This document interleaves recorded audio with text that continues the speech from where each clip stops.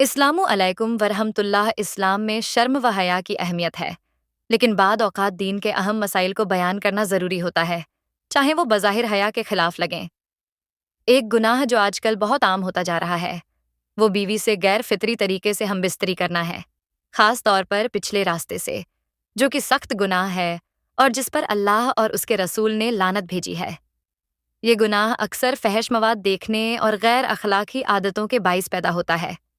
کچھ مرد اپنی بیویوں کو ایسے اعمال پر مجبور کرتے ہیں جو کہ سراسر ظلم اور بے حیائی ہے۔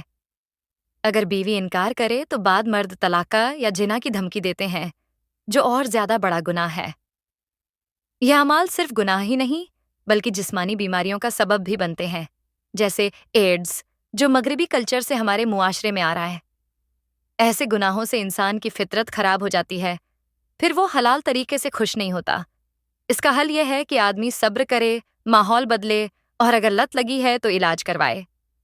جو انسان خود کو نہیں بدلتا وہ گناہ میں دھنستا چلا جاتا ہے۔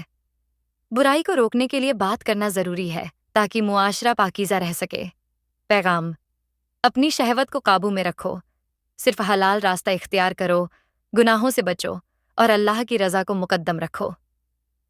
ایک سنگین گناہ بیوی کے ساتھ غیر فطری پچھلے راستے سے تعلق قائم کرنا اسلام میں حرام۔ اللہ اور رسول کی لعنت فطرت کی خرابی، جسمانی و ذہنی بیماریاں، اس سے بچیں۔